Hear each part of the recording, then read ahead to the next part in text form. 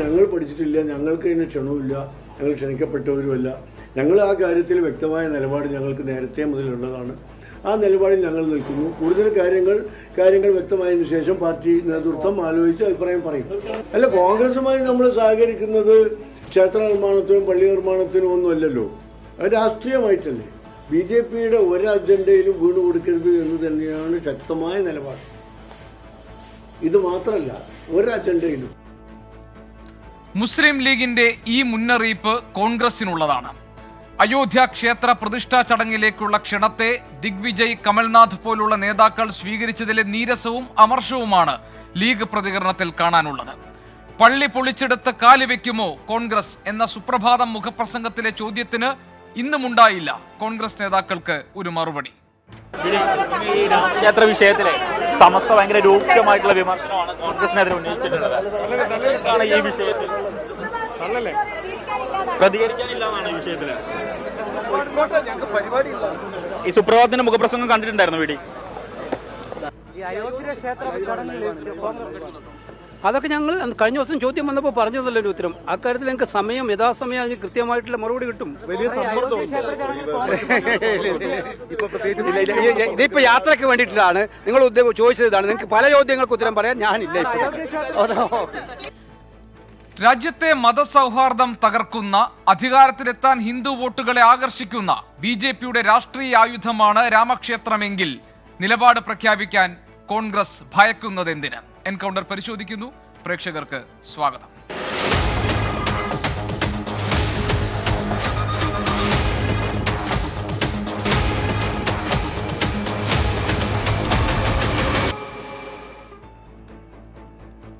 അതിഥികൾ ഇന്ന് കോൺഗ്രസിലെ അഡ്വക്കേറ്റ് അനിൽ ബോസ്, BJPയുടെ ശ്രീ VV രാജേഷ്, സമസ്തയെ പ്രതിനിധീകരിച്ച് ശ്രീ സാദിഖ് ഫൈസി താനൂർ നമ്മളോടൊപ്പം ഈ ചർച്ചയിൽ പങ്കെടുക്കുന്നു. അഡ്വക്കേറ്റ് അനിൽ ബോസ്, തുടക്കത്തിൽ എനിക്ക് ഡയറക്റ്റായിട്ട് ചോദിക്കാനുള്ളത് സമസ്തയുടെ സുപ്രഭാതം പത്രത്തിലെ മുഖപ്രസംഗത്തിലെ അതേ വാചകമാണ്.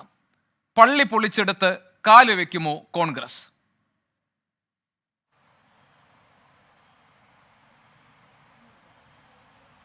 ഗോപികൃഷ്ണൻ, നമ്മുടെ രാജ്യത്ത് എല്ലാവരും അംഗീകരിക്കുന്ന ഒരു കോൺസ്റ്റിറ്റ്യൂഷനുണ്ട്, നീതിന്യായ സംവിധാനമുണ്ട്. 528 വർഷങ്ങൾ പഴക്കമുള്ള ഒരു തർക്കം. ആ തർക്കം എത്രയോ കാലത്തെ താമസത്തിന് ശേഷമാണ് സുപ്രീം കോടതി തീർപ്പാക്കിയത്. സുപ്രീം കോടതി തീർപ്പാക്കിയ ഒരു കാര്യം രാജ്യത്ത് നിയമമായി, ആ നിയമത്തിന്റെ വിധേയമായി നിർമ്മിക്കപ്പെട്ട ഒരു ക്ഷേത്രം. ആ ക്ഷേത്രം വിശ്വാസ സമൂഹത്തിന്, പൊതുസമൂഹത്തിന് തുറന്നു കൊടുക്കുന്ന സന്ദർഭം. ആ സന്ദർഭത്തിലേക്ക് ഒരുപാട് ആളുകളെ അതിന്റെ ഭരണാധികാരി സമിതിയിലുള്ള ആളുകൾ ക്ഷണിച്ചിട്ടുണ്ട്. കോൺഗ്രസ് പാർട്ടിക്കും ക്ഷണം കിട്ടിയിട്ടുണ്ട്. ഞങ്ങൾ ആ ക്ഷണത്തെ സ്വാഗതം ചെയ്തവരാണ്. അതിൻ്റെ അകത്ത് നമ്മൾ മറ്റൊരു രാഷ്ട്രീയം കാണേണ്ടതില്ല. പിന്നെ പോകുന്നതും പോകാത്തതും ഓരോ സന്ദർഭത്തിലാണ് നമ്മൾ അതിനെ സംബന്ധിച്ച് തീരുമാനമെടുക്കുന്നത്. ആ തീരുമാനമെടുക്കാൻ സമയമാകട്ടെ, അതിന് ഉചിതമായ തീരുമാനം അപ്പോൾ എടുക്കും. ഇവിടെ ഞാൻ വളരെ ക്ലാരിറ്റിയോടുകൂടി ഗോപികൃഷ്ണനോട് പറയാൻ ആഗ്രഹിക്കുന്നു. ഞാൻ കോൺഗ്രസ് പാർട്ടിയുടെ പ്രതിനിധിയായി ഈ ചർച്ചയിൽ പങ്കെടുക്കുന്നയാളാണ്. എനിക്ക് അവസരം കിട്ടിയാൽ അയോധ്യയിൽ പോകും, അവിടെ ആ ക്ഷേത്രത്തിൽ തൊഴും. കാരണം ഞാനൊരു രാമഭക്തനാണ്. ഈ ക്ഷേത്രം സംബന്ധിച്ച തർക്കങ്ങൾ എന്നത് തിരിച്ചറിയും മുമ്പ് എൻ്റെ ഭവനത്തിൽ എൻ്റെ കുഞ്ഞുനാൾ മുതൽ മാതാപിതാക്കൾ പറഞ്ഞു തന്ന അറിവ് പ്രകാരം സന്ധ്യാദീപം തെളിച്ച് രാമനാമ ജപം നടത്തി വന്ന ഒരാളാണ് ഞാൻ. അതുപോലെയുള്ള ലക്ഷക്കണക്കിന് ആളുകൾ ഇന്ത്യൻ നാഷണൽ കോൺഗ്രസിലുണ്ട്. രാമൻ എന്ന് പറഞ്ഞാൽ നരേന്ദ്രമോദിയുടെ അളിയനോ അനന്തരവനോ അമ്മാവനോ ഒന്നുമല്ല, RSSന്റെ സ്വകാര്യ സ്വത്തുമല്ല, സംഘപരിവാർ ശക്തിയുടെ ഏതെങ്കിലും തറവാട്ടിൽ നിന്ന് വന്ന മഹിമയുടെ അടിസ്ഥാനത്തിൽ കിട്ടിയതുമല്ല. അങ്ങനെ വ്യാഖ്യാനിക്കുന്നതാണ് നിങ്ങളുടെ തെറ്റ്. ആ കണ്ണിലൂടെ നോക്കുന്നതാണ് മറ്റു പലരുടെയും തെറ്റ്. കുറി തൊടുന്നതോ ചരട് കെട്ടുന്നതോ RSSകാരന്റെ മാത്രം ചെയ്യാൻ കഴിയുന്ന ഒന്നാണ് എന്ന വ്യാഖ്യാനമാണ് ഇന്ന് ഇന്ത്യ നേരിടുന്ന രാഷ്ട്രീയ പ്രതിസന്ധിക്ക് കാരണം. ജനാധിപത്യ മുന്നണി രാഷ്ട്രീയത്തിലും ഇന്ത്യയിലെ പ്രതിപക്ഷ രാഷ്ട്രീയത്തിലുമുള്ള ലക്ഷോപലക്ഷം ആളുകൾ ഈശ്വര വിശ്വാസികളാണ്. ഹിന്ദുമത വിശ്വാസത്തിൽപ്പെട്ട ആളുകൾ മഹാവിഷ്ണുവിന്റെ 10 അവതാരങ്ങളെയും പൂജിക്കുന്നവരാണ്. മറ്റ് ഹിന്ദു ദൈവങ്ങളുമുണ്ട്, അത് ഫോളോ ചെയ്യുന്ന ഒരുപാട് ആളുകളുണ്ട്. നിരവധി ക്ഷേത്രങ്ങൾ അതെല്ലാം സന്ദർശിക്കുന്ന ആളുകളുണ്ട്, സന്ദർശിക്കാത്തവരുണ്ട്. ടൂറിസം എന്നുള്ള നിലയിൽ സന്ദർശിക്കുന്നവരുണ്ട്, വിശ്വാസമില്ലാതെ കാണാൻ പോകുന്നവരുണ്ട്, അവിശ്വാസികളുണ്ട്. അതാണ് നമ്മുടെ രാജ്യം. അതാണ് നമ്മുടെ രാജ്യം. അഡ്വക്കേറ്റ് അനിൽ ബോസ്, അപ്പൊ അവിടെ ഇനി ഇത്രയും പറഞ്ഞതിൽ നിന്ന് എനിക്കുള്ള ചോദ്യം ഞാൻ ചോദിക്കാം. അല്ല, ബാക്കി കാര്യങ്ങളൊക്കെ ഇപ്പൊ താങ്കൾ പറഞ്ഞതിൽ നിന്ന് എനിക്ക് ചില ചോദ്യങ്ങളുണ്ട്, അത് ഞാൻ ചോദിക്കാം. അതായത് താങ്കൾ പറയുന്നത് ശ്രീരാമൻ എന്നത് ഹൈന്ദവ വിശ്വാസികൾ അല്ലെങ്കിൽ രാമനെ അംഗീകരിക്കുന്നവർ, ആരാധിക്കുന്നവർ എല്ലാവരും തന്നെ പ്രാർത്ഥനയോടുകൂടി കാണുന്ന വിശുദ്ധ രൂപമാണ്. അപ്പോൾ കോൺഗ്രസിന് ഈ വിഷയത്തിൽ ഒരു പാർട്ടി എന്ന നിലയിൽ, അതിൻ്റെ നയം എന്ന നിലയിൽ ഒരു നിലപാട് വ്യക്തമാക്കേണ്ടതില്ല എന്നാണോ? ഞാൻ മനസ്സിലാക്കുന്നത് അങ്ങനെയാണ്. അതായത് പ്രാർത്ഥനയിൽ താല്പര്യമുള്ളവർ, ശ്രീരാമനെ ഭജിക്കുന്നവർ, ആരാധിക്കുന്നവർക്ക് ആ ക്ഷേത്രത്തിൽ പോകാം. ഇതാണോ കോൺഗ്രസിന്റെ ഈ വിഷയത്തിലെ നിലപാട്? അത് വ്യക്തിഗതമായ ആളുകൾ തീരുമാനിക്കട്ടെ എന്ന് പറഞ്ഞാൽ സോണിയാഗാന്ധിക്കും മല്ലികാർജുൻ ഖാർഗെക്കും അധിർ രഞ്ജൻ ചൗധരിക്കും ഒക്കെയുള്ള ഈ BJPയുടെ നിങ്ങൾ പറയുന്ന, അതായത് ഇത് രാഷ്ട്രീയ ആയുധമാക്കുന്നു, നിരന്തരം രാമനെ ഒരു രാഷ്ട്രീയ ബിംബമായി ഉപയോഗിക്കുന്നു എന്ന് നിങ്ങൾ തന്നെ ആരോപിച്ചിട്ടുള്ള അതേ രാമക്ഷേത്രത്തിൽ, അതായത് പള്ളി പൊളിച്ച് അവിടെ ക്ഷേത്രം പണിത് അതേ ക്ഷേത്രത്തിൽ പോകണമോ വേണ്ടയോ എന്ന് അവർ വ്യക്തിപരമായി തീരുമാനിക്കട്ടെ. ഇതാണോ താങ്കൾ പ്രതിനിധാനം ചെയ്യുന്ന പാർട്ടിയുടെ നിലപാട്? അതാണ് എനിക്ക് അറിയേണ്ടത്. വ്യക്തമായ ഒരു ഉത്തരം ഉണ്ടോ? വളരെ കൃത്യമായിട്ടാണല്ലോ ഉത്തരം. രാമൻ ഏതെങ്കിലും രാഷ്ട്രീയ പാർട്ടിയുടെ സ്വകാര്യ സ്വത്തല്ല. അങ്ങനെ ഏതെങ്കിലും രാഷ്ട്രീയ പാർട്ടിയെ വരുത്തി തീർക്കാൻ ശ്രമിച്ചാൽ അതിനെ ഞങ്ങൾ നഖശികാന്തം എതിർക്കും. ആ കാര്യത്തിൽ തർക്കമില്ല. പക്ഷെ രാമഭക്തന്മാരെ, രാമനെ ആദരിക്കുന്നവരെ, പൂജിക്കുന്നവരെ വിലക്കേണ്ട കാര്യം കോൺഗ്രസ് പാർട്ടിക്കില്ല. പിന്നെ കോൺഗ്രസ് പാർട്ടിയെ സംബന്ധിച്ചിടത്തോളം ഞങ്ങളുടെ നിലപാടെന്താ? എല്ലാ വിശ്വാസങ്ങളെയും ഉൾക്കൊള്ളുന്നതാണ് ഞങ്ങളുടെ നിലപാട്. ശബരിമല വിഷയം വന്നല്ലോ. ആ ശബരിമല വിഷയത്തിൽ ഞങ്ങൾ വിശ്വാസികൾക്കൊപ്പമായിരുന്നില്ലേ? അല്ലേ? അതല്ലേ നമ്മൾ എടുത്തിട്ടുള്ള സമീപനം. അഡ്വക്കേറ്റ് അനിൽ ബോസ്, എല്ലാ വിശ്വാസങ്ങളെയും കോൺഗ്രസ് അംഗീകരിക്കുന്നുണ്ടോ, അല്ലെങ്കിൽ ഹിന്ദു വിശ്വാസത്തെ മാത്രമാണോ നിങ്ങൾ അംഗീകരിക്കുന്നത് എന്നൊന്നുള്ള ചോദ്യമല്ല. ബാബറി മസ്ജിദ്, രാമജന്മഭൂമി തർക്കം, അതിന്റെ ചരിത്ര പശ്ചാത്തലം, അത് ഈ രാജ്യത്തെ മതന്യൂനപക്ഷങ്ങളിൽ ഉണ്ടാക്കിയിരിക്കുന്ന വൈകാരികമായ പ്രതിസന്ധി, ഈ കാര്യങ്ങളൊക്കെ അതിന്റെ രാഷ്ട്രീയ മൂല്യം, ഇതൊന്നും അറിയാത്തതല്ലല്ലോ കോൺഗ്രസ് പാർട്ടിക്കും അതിൽ പ്രവർത്തിക്കുന്ന താങ്കളടക്കമുള്ള നേതാക്കൾക്കും. അപ്പോൾ ബാബറി മസ്ജിദ് പൊളിച്ച് ആ ഇടത്തൊരു രാമക്ഷേത്രം പണിത് വരുമ്പോൾ അത് BJP രാഷ്ട്രീയ ആയുധമാക്കുന്നു എന്ന് നിങ്ങൾ തന്നെ പറയുകയും, എന്നാൽ അവിടെയുള്ളത് ശ്രീരാമ ബിംബമാണ്, അതുകൊണ്ട് ശ്രീരാമനെ ഭജിക്കണമെന്ന താല്പര്യമുള്ളവർക്ക് പോകാം ക്ഷണം സ്വീകരിച്ചെന്ന് പറയുകയും ചെയ്യുന്നിടത്ത് വ്യക്തതയല്ല, അവ്യക്തതയാണുള്ളത്. അങ്ങനെയല്ല. ഗോപികൃഷ്ണന്റെ വിലയിരുത്തലിന്റെ പ്രശ്നമാണത്. ഗോപികൃഷ്ണൻ വളരെ കൃത്യമായി മനസ്സിലാക്കൂ. ഇന്ത്യയുടെ സുപ്രീം കോടതിയുടെ ഭരണഘടനാ ബെഞ്ചിന്റെ വിധി, അതിൻ്റെ അകത്ത് ഏതെങ്കിലും വ്യക്തിക്കോ, ഏതെങ്കിലും സമുദായങ്ങൾക്കോ, മതവിഭാഗങ്ങൾക്കോ, ഏതെങ്കിലും ആളുകൾക്ക് നിയമപരമായി തർക്കം ഇപ്പോൾ നിലനിൽക്കുന്നുണ്ടോ? ഇല്ലല്ലോ. രാജ്യത്ത് നിയമമായി കഴിഞ്ഞു. എല്ലാവരും അത് അംഗീകരിച്ചേ പറ്റൂ. അതെല്ലാവരും അംഗീകരിച്ചു. ഇവിടെ ഞാൻ സല്യൂട്ട് ചെയ്യുന്നത് ഇന്ത്യയിലെ മുസ്ലിം സാമാന്യ സമൂഹത്തെയാണ്. ഈ വിധി വിശ്വാസികളായ ബാബറി മസ്ജിദ് താങ്കൾ പറഞ്ഞു, ഞാൻ പറഞ്ഞതിലെ കുഴപ്പമാണെന്ന് പറഞ്ഞു. താങ്കൾ മുസ്ലിം ലീഗ് നേതാക്കളോട് കൂടി അത് പറയണം. BJPയുടെ അജണ്ടയിൽ വീഴരുതെന്ന് ഇന്നും PMA സലാം നിങ്ങൾക്ക് മുന്നറിയിപ്പ് നൽകിയിട്ടുണ്ട്. BJPയുടെ അജണ്ടയിൽ വീണു പോകരുത് എന്ന് കോൺഗ്രസിന് മുന്നറിയിപ്പ് നൽകിയിട്ടുണ്ട്. ഇപ്പൊ സമസ്തയെ പ്രതിനിധീകരിച്ച് ശ്രീ സാദിഖ് ഫൈസി താനൂരുണ്ട്. അദ്ദേഹം പറയും ഇനി സമസ്തയുടെ നിലപാട്. വായിച്ചു കാണുമല്ലോ സുപ്രഭാതത്തിൽ അവരുടെ മുഖപ്രസംഗം. അല്ല, അത് അദ്ദേഹത്തിന്റെ ലീഗിന്റെ നിലപാടും സമസ്തയുടെ നിലപാടും പറയാൻ അവർക്ക് സ്വാതന്ത്ര്യമുണ്ട്. അവരത് പറഞ്ഞോട്ടെ. അവരുമായിട്ട് തർക്കത്തിന്റെ ഭാഗം വന്നാൽ അവിടെ ഡിബേറ്റ് ചെയ്യാൻ ഞങ്ങൾ തയ്യാറാണ്. ആ ഡിബേറ്റിൽ യുക്തമായ തീരുമാനം ഉരുത്തിരിയും.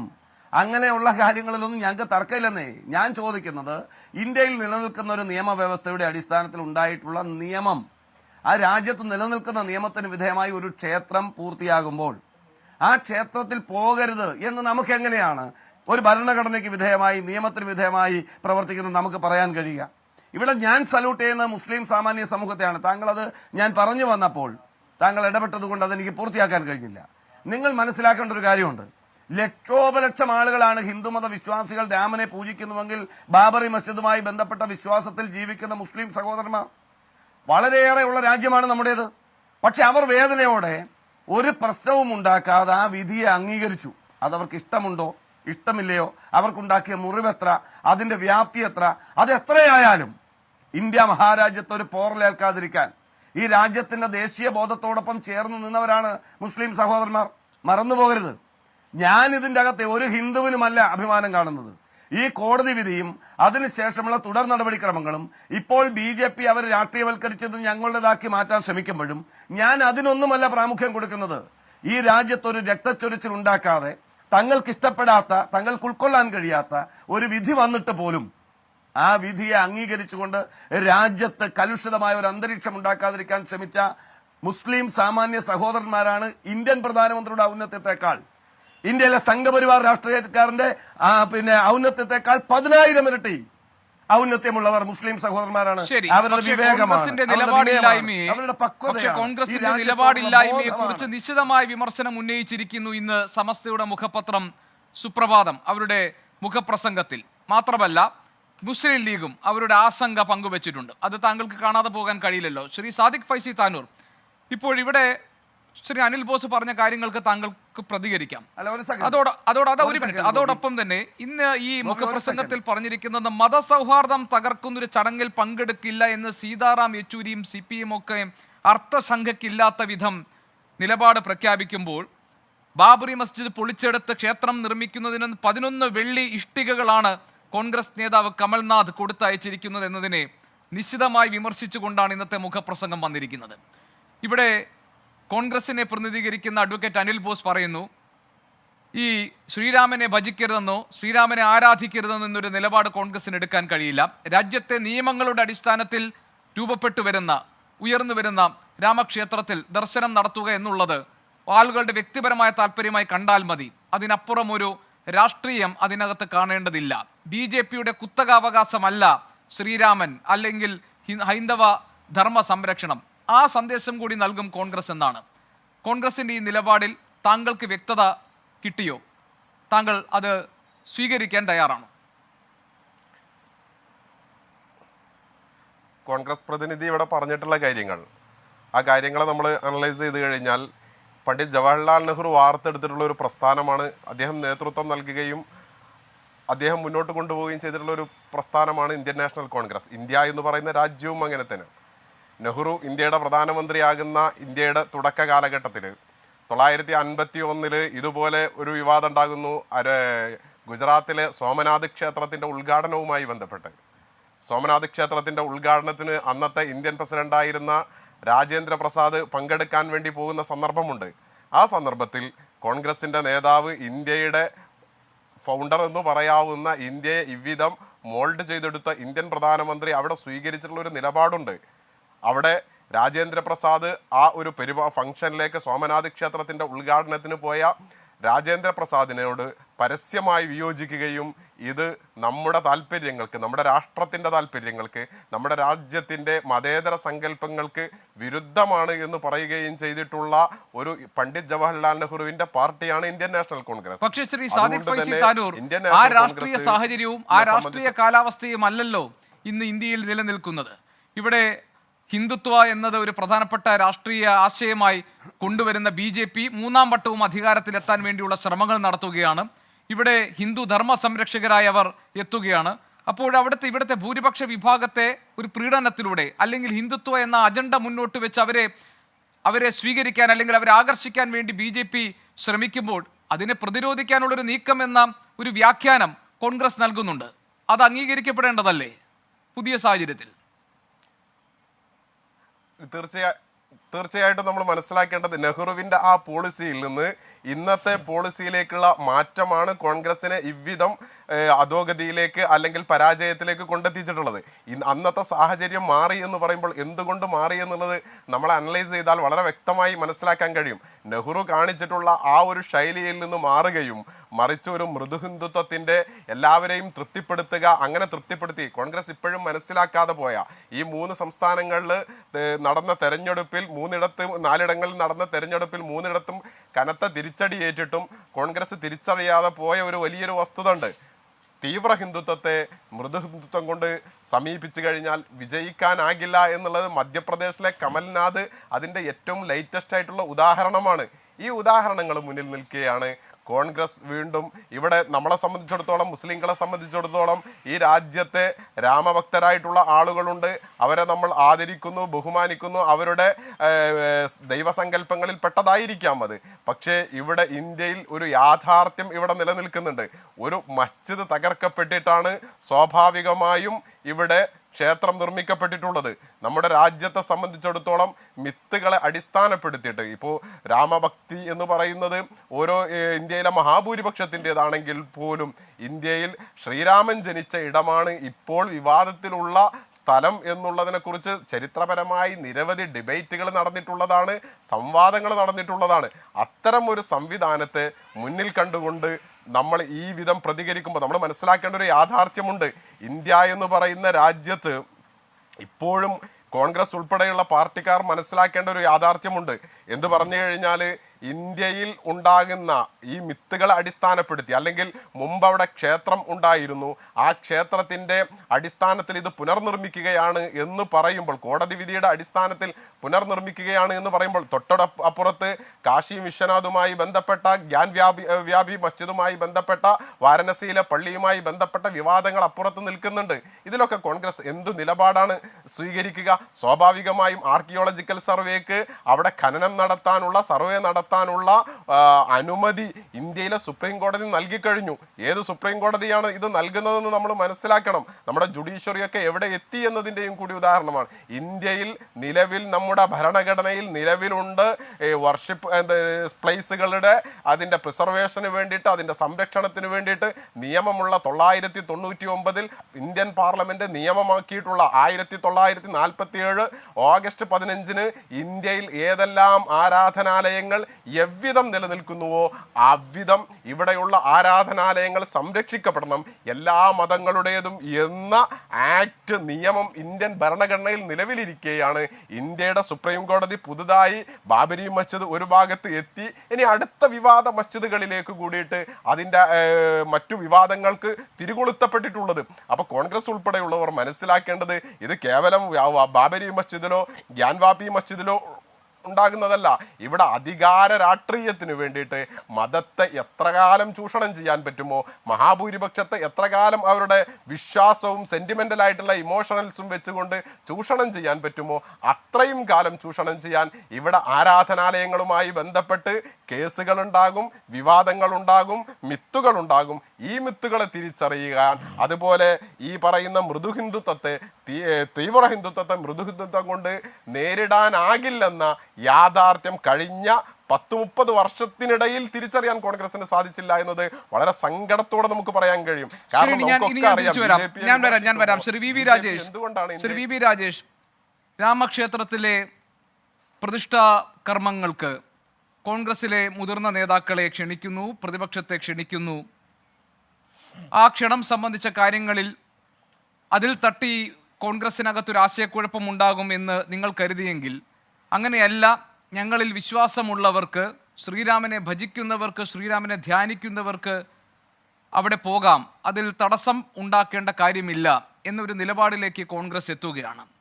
ഇവിടെ സമസ്ത പോലെയുള്ള സംഘടനകൾ, മുസ്ലിം ലീഗ് പോലെയുള്ള രാഷ്ട്രീയ കക്ഷികളൊക്കെ ഇതിൽ ആശങ്ക പ്രകടിപ്പിക്കുമ്പോൾ, അല്ലെങ്കിൽ ഇന്ത്യ മുന്നണിക്കകത്ത് CPIM-ഉം CPI-യും മമതയും RJD-യും JDU-യും ഒക്കെ വ്യത്യസ്ത നിലപാട് സ്വീകരിക്കുമ്പോഴും വ്യത്യസ്ത വിശ്വാസ വിഭാഗങ്ങളുള്ള ജനാധിപത്യ സംവിധാനമായ കോൺഗ്രസിനകത്ത് ഒരു വിലക്കും വേണ്ട എന്ന ഒരു തീരുമാനത്തിലേക്ക് അവരെത്തുകയാണ്. ഇത് BJP-യുടെ ഒരു രാഷ്ട്രീയ ഉദ്ദേശത്തെ തകിടം മറിക്കുന്നതാണോ? ഗോപിയുടെ ചോദ്യത്തിൻ്റെ ആദ്യത്തെ ഭാഗം ഒന്നുകൂടെ ആവർത്തിക്കാമോ? അങ്ങ് മറന്നുപോയിട്ടില്ലെങ്കിൽ ആദ്യത്തെ ഭാഗം, BJP-യുടെ കാൽക്കുലേഷൻ എന്ന് പറഞ്ഞ് തുടങ്ങിയ ഭാഗം അല്ലല്ല, ഞാൻ പറഞ്ഞത് തുടങ്ങിയ ഭാഗം, അതായത് ഈ പ്രതിപക്ഷത്തെ നിങ്ങൾ ക്ഷണിച്ചത്, ഈ ചടങ്ങിലേക്ക് ക്ഷണിക്കുമ്പോൾ അതിൽ എന്തെങ്കിലും ഒരു ആശയക്കുഴപ്പം അവിടെ ഉണ്ടാകുമെന്ന് കരുതിയെങ്കിൽ അങ്ങനെ ഇല്ല എന്നാണല്ലോ ഇപ്പോൾ കോൺഗ്രസ് പറയുന്നത്. വിശ്വാസമുള്ളവർക്ക് പോകാം, ഒന്നെങ്കിൽ വിട്ടുനിന്നാലും പ്രശ്നം, പോയാലും പ്രശ്നം, അതെല്ലാം രാഷ്ട്രീയമായി BJP-ക്ക് ഗുണം ചെയ്യുന്നത് BJP-യുടെ അജണ്ടയാണ്. ഗോപിയുടെ ചോദ്യം പിശകാണ്.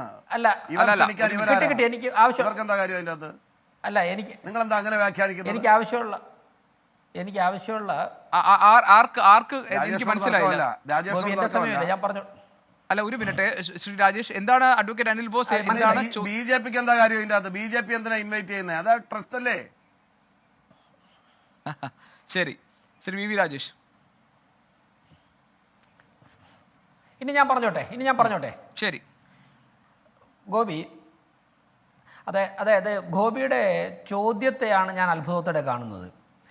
അതായത് ശ്രീരാമ ക്ഷേത്ര നിർമ്മാണ ട്രസ്റ്റ് ഈ രാജ്യത്തെ പൊതുരംഗത്ത് നിൽക്കുന്നവരെയും അതോടൊപ്പം തന്നെ മറ്റു പ്രമുഖ വ്യക്തികളെയും, കുറച്ചു പേർക്ക് മാത്രമേ ആ ദിവസം അവിടെ ഉൾക്കൊള്ളാൻ സാധിക്കൂ എന്നാണ് ഞാൻ മനസ്സിലാക്കുന്നത്, അതിലേക്ക് ക്ഷണിക്കുന്നു. അത് കോൺഗ്രസ് പ്രസ്ഥാനത്തിനകത്ത് ആശയക്കുഴപ്പമുണ്ടാകുമെന്നാണ് നിങ്ങൾ ധരിച്ചിരുന്നതെങ്കിൽ അത് മാറിപ്പോയി തെറ്റിപ്പോയെന്നെന്തിനാണ് നിങ്ങൾ എൻ്റെ ചോദ്യത്തിൻ്റെ തുടക്കത്തിൽ തന്നെ അങ്ങനെ ചോദിക്കുന്നത്? അല്ല, തെറ്റിപ്പോയോന്ന് ഞാൻ ചോദിച്ചത്. കോടതിയുടെ ഒരു വിധിയുടെ അടിസ്ഥാനത്തിൽ അല്ല, അങ്ങനെ ഒരു ആശയക്കുഴപ്പം ഉണ്ടാകുമെന്ന് നിങ്ങൾ ധരിച്ചു. എന്തിനാ അങ്ങനെ ഒരു നെഗറ്റീവ് ടോക്കിലേക്ക് പോകുന്നത്? ഒരു കോടതി വിധിയുടെ ഞാനൊരു കാര്യം പറയാം ഗോപി. ഇതിൽ ഞാൻ ഈ ചർച്ചയിൽ വന്നിട്ട് ഒരു അക്ഷരം സംസാരിച്ചില്ല. ഇതിൽ BJP ഒരു അഭിപ്രായവും പറഞ്ഞിട്ടില്ല. ഇത് ഒരു ക്ഷേത്ര നിർമ്മാണ ട്രസ്റ്റാണ്. BJPക്ക് ഇതിൽ യാതൊരു റോളുമില്ല. ഗവൺമെൻറ് അല്ല ക്ഷേത്രം പണിയുന്നത്. ഒരു കോടതി വിധിയുടെ അടിസ്ഥാനത്തിൽ ഒരു ട്രസ്റ്റ് അതിൻ്റെ ധനസമാഹരണമൊക്കെ നടത്തി രാജ്യത്തെ വലിയൊരു ഭൂരിപക്ഷം ജനങ്ങൾ ആഗ്രഹിക്കുന്ന, അല്ലെങ്കിൽ ലോകത്തെ ഒരുപാട് ആൾക്കാർ ആഗ്രഹിക്കുന്ന ഒരു കാര്യം, 500 വർഷത്തിന് മുൻപ് തന്നെ ഉണ്ടായ ചെറുതും വലുതുമായിട്ട് ഉയർന്നു വന്ന ആവശ്യങ്ങൾ പല ഘട്ടങ്ങളിലൂടെ കടന്നുപോയി സാധൂകരിക്കുന്നു. അപ്പോൾ ആ ട്രസ്റ്റിൻ്റെ മാനേജ്മെൻറ്റ് തീരുമാനിച്ചു ഒരു പൊതുസമൂഹത്തെ മുഴുവനും ഇൻവൈറ്റ് ചെയ്യാൻ വേണ്ടി.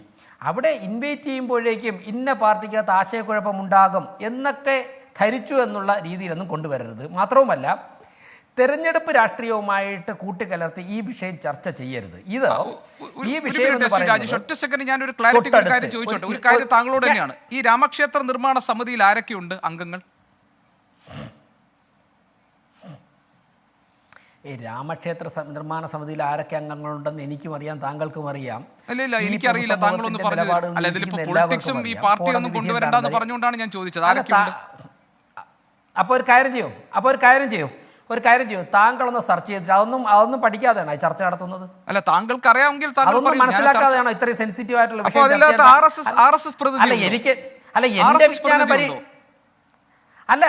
എന്റെ വിജ്ഞാനം ഗോപി, വിജ്ഞാനം പരീക്ഷിക്കുകയല്ലോ ഈ ചർച്ച. താങ്കളൊരു കാര്യം ചെയ്യണം. എന്റെ വിജ്ഞാനം പരീക്ഷിക്കുകയല്ലോ ഈ ചർച്ച.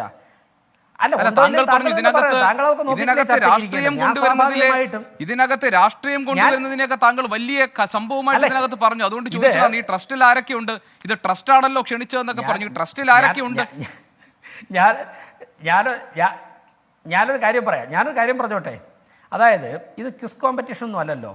ഈ അയോധ്യ മൂവ്മെൻറ്റിനെ ഏകദേശം 1980കളുടെ അവസാനം മുതൽ തന്നെ അതിനെ പഠിക്കുന്നൊരു വ്യക്തിയാണ് ഞാൻ. അതുകൊണ്ട് തന്നെ അക്കാര്യവുമായിട്ട് ബന്ധപ്പെട്ടുള്ള മിനിമം അറിവൊക്കെ തന്നെ എനിക്കുണ്ട്. താങ്കൾ ഈ വിഷയം ചർച്ച ചെയ്യുമ്പോഴേക്കും ഞാൻ പറയുന്ന വാക്കുകൾ കൃത്യമായിട്ട് മനസ്സിലാക്കണം. തെരഞ്ഞെടുപ്പ് രാഷ്ട്രീയവുമായിട്ട് ഇതിനെ കൂട്ടിക്കുലർത്തേണ്ട ആവശ്യമില്ല. ഇത് സുപ്രീം കോടതിയുടെ ആവശ്യപ്രകാരം നിരവധി പതിറ്റാണ്ടുകൾ അല്ലെങ്കിൽ നൂറ്റാണ്ടുകൾ കൊണ്ടുണ്ടായിരുന്ന ഒരു ആവശ്യം യാഥാർത്ഥ്യമാകാൻ പോവുകയാണ്. വിയോജിപ്പുള്ളവരുണ്ടാകാം, ചില കാര്യങ്ങൾ വിയോജിച്ചോട്ടെ. ഇന്ത്യൻ നാഷണൽ കോൺഗ്രസ് അതുമായിട്ട്, അതായത് ഇപ്പോൾ അനിൽ ബോസ് പറഞ്ഞല്ലോ, ഇത് ഒരു കോടതി വിധിയുടെ അടിസ്ഥാനത്തിൽ ഒരു തർക്കമില്ലാത്തൊരു സാഹചര്യത്തിൽ നടക്കുന്നൊരു മൂവ്മെൻറ്റാണ്. ആ മൂവ്മെൻറ്റുമായിട്ട് അവർ സഹകരിക്കാൻ തീരുമാനിച്ചിരിക്കുന്നു. വിയോജിപ്പുള്ളവരുണ്ട്, ആ പാർട്ടിക്കകത്ത് ചിലപ്പോൾ ഉണ്ടാകാം, പുറത്തുണ്ട്. മാർക്സിസ്റ്റ് പാർട്ടി അവരുടെ നിലപാട് കൃത്യമായിട്ട് പറഞ്ഞു. ഞാൻ പ്രതീക്ഷിക്കുന്നത് മാർക്സിസ്റ്റ് പാർട്ടിയും വരാൻ പോകുന്ന ദിവസങ്ങൾ തിരുത്തണമെന്നാണ്. സുപ്രീം കോടതിയുടെ വിധിയുടെ അടിസ്ഥാനത്തിൽ തൊട്ടടുത്ത് തന്നെ ഒരു ഇസ്ലാമിക ആരാധനാലയം എത്രയും പെട്ടെന്ന് തന്നെ പണി പൂർത്തിയാകണമെന്നും നമ്മുടെ രാജ്യത്തിൻ്റെ യശസ്സിൻ്റെയും നമ്മുടെ രാജ്യത്തിൻ്റെ മതസൗഹാർദ്ദത്തിൻ്റെയും പ്രതീകമായി നമ്മളെല്ലാവരും ഒരുമിച്ച് അവർ ക്ഷണിക്കുന്ന സാഹചര്യത്തിൽ ആ ആരാധനാലയത്തിൻ്റെയും ആരാധനക്രമങ്ങൾ തുടങ്ങാൻ സഹകരിക്കണമെന്നുള്ളത് തന്നെയാണ് ഞങ്ങളുടെ നിലപാട്. ഇവിടെ BJP രാഷ്ട്രീയത്തിന് യാതൊരു പ്രസക്തിയും ഞാൻ കാണുന്നില്ല. BJPയുടെ മാത്രം സ്വത്തല്ല, BJPയുടെ മാത്രം പരിശ്രമം കൊണ്ടാണ് ഇത് സാക്ഷാത്കരിക്കുന്നതെന്നുള്ള അഭിപ്രായവും എനിക്കില്ല. അതിൽ പണം കോൺട്രിബ്യൂട്ട് ചെയ്തതിൽ, ആ ട്രസ്റ്റിൻ്റെ ആഹ്വാനപ്രകാരം പണം കോൺട്രിബ്യൂട്ട് ചെയ്തതിൽ ക്രൈസ്തവ സഹോദരന്മാരുണ്ട്, ഇസ്ലാമിക സഹോദരന്മാരുണ്ട്, ഈശ്വരവിശ്വാസം ഇല്ലാത്തവരുണ്ട്. അവരൊക്കെ ഉണ്ട്. 3000-4000 കോടി രൂപയാണ് ഒരാഴ്ച കൊണ്ട് കിട്ടിയിരിക്കുന്നത്. അപ്പോൾ ആ രീതിയിൽ കണ്ടുകൊണ്ട് ലോകത്തിന് മുന്നിൽ തന്നെ ഇപ്പം നമ്മൾ ചന്ദ്രൻ്റെ ദക്ഷിണ ധ്രുവത്തിലേക്ക് ഉപഗ്രഹം അയക്കുന്നു, കോവിഡിന് വാക്സിൻ കണ്ടുപിടിച്ച് ലോകരാഷ്ട്രങ്ങൾ, നമ്മൾ ജാതിയും മതവും രാഷ്ട്രീയവും നോക്കിയിട്ടല്ലോ ലോകത്തിലെ പല രാജ്യങ്ങൾക്ക് എന്റെ ഒരു ചോദ്യം, താങ്കൾ ഇത്രയൊക്കെ പ്രകോപിപ്പിച്ചതുകൊണ്ടും താങ്കൾ ഇതൊരു ക്വിസ് കോമ്പറ്റീഷൻ ആണോ, താങ്കളുടെ വിജ്ഞാനം പരിശോധിക്കാനാണോ? ഇതാദ്യമായിട്ടല്ലോ ഞാനും വി രാജേഷും ഇങ്ങനെ ചർച്ചയിൽ പങ്കെടുക്കുന്നത്. അന്നൊന്നും ഇല്ലാത്ത തരത്തിൽ ഇത്രയും പ്രകോപിതനാകേണ്ട ആവശ്യമൊന്നും ഇല്ല. ഒരു ചോദ്യത്തിന് ഞാൻ പറയാം കാരണം രാമക്ഷേത്ര നിർമ്മാണ സമിതി പറഞ്ഞിരിക്കുന്നത് എന്താണ് CBB രാജേഷ്? ഇത് സ്വാതന്ത്ര്യ സമരം പോലെ പ്രധാനപ്പെട്ടതാണെന്നാണ്. എന്താണ് മീനാക്ഷി ലേഖി പറഞ്ഞത്? Invitation is sent to all but only those called by lord Rama will come. എല്ലാവർക്കും ക്ഷണം ഞങ്ങൾ കൊടുത്തിട്ടുണ്ട്, ദൈവം നിശ്ചയിക്കുന്ന ആളുകൾ വരുമെന്നാണ്. എന്താണ് അതിൻ്റെ അർത്ഥം? എന്താണ് അതിൻ്റെ അർത്ഥം? എന്താണ് ഈ രാമക്ഷേത്ര നിർമ്മാണ സമിതിയിൽ ആരൊക്കെ ഉണ്ടെന്ന് ചോദിക്കുമ്പോൾ താങ്കൾ എന്തിനാണ് ഇത്രയധികം ചൊടിക്കുന്നത്? താങ്കൾ എന്തിനാണ് എന്നോട് ദേഷ്യപ്പെടുന്നത്? താങ്കൾ എന്തിനാണ് വിജ്ഞാനം പരീക്ഷിക്കുകയാണോ എന്നൊക്കെ ചോദിക്കുന്നത്? ഇങ്ങനെയാണോ, ഈ രീതിയിലാണോ വി രാജേഷ് ഒരു ചർച്ചയിൽ ഇതുവരെ പങ്കെടുത്തിട്ടുള്ളത്?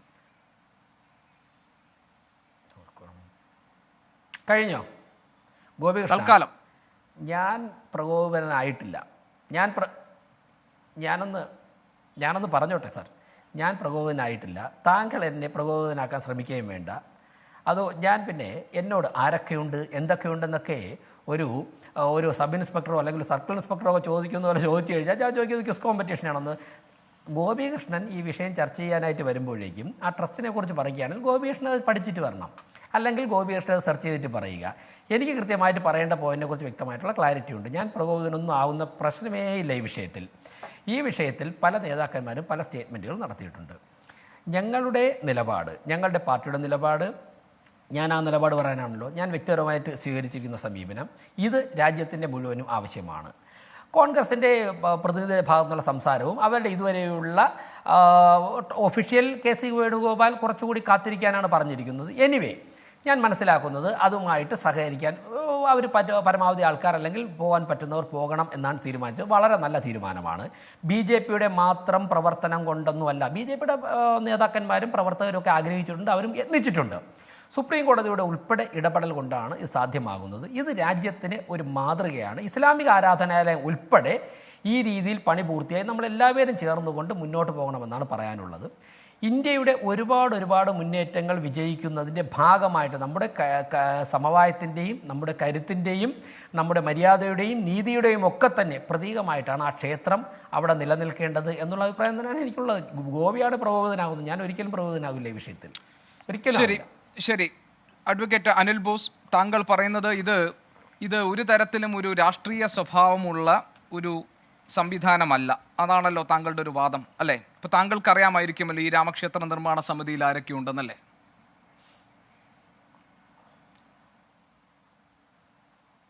ഒരു കാര്യം, ഈ ഗോവിന്ദ് നമ്മുടെ കേരളത്തിൻ്റെ ഒരു പ്രശ്നം എന്താണെന്നറിയാമോ?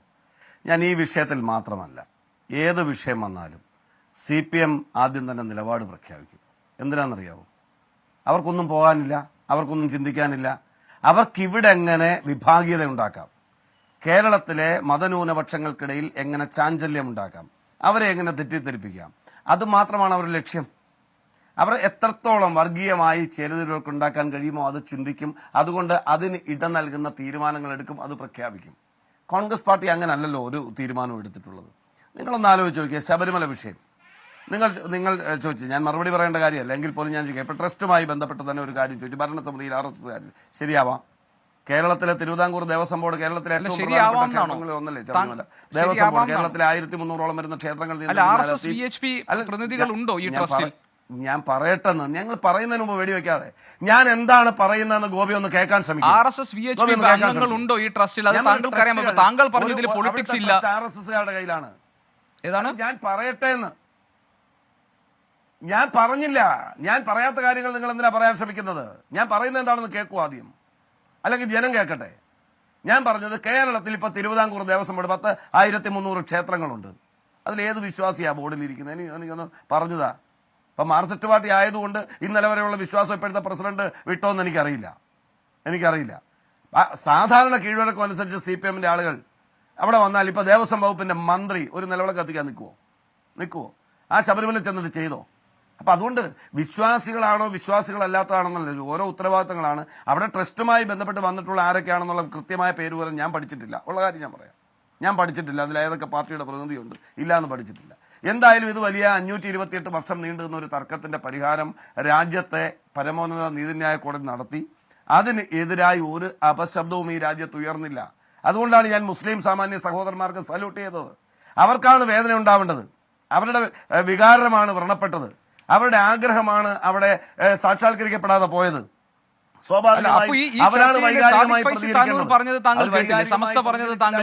സുപ്രീം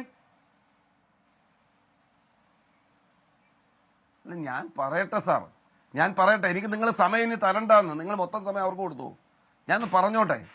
ഞാൻ പറയുന്നത് പണ്ഡിറ്റ് ജവഹർലാൽ നെഹ്റുവിന്റെ കാര്യം തന്നെ അദ്ദേഹം പറഞ്ഞു. പണ്ഡിറ്റ് ജവഹർലാൽ നെഹ്റു ഉയർത്തിയ പ്രത്യയശാസ്ത്രത്തിൽ നിന്ന് കോൺഗ്രസ് പോയെന്ന് ആരാ പറഞ്ഞേ?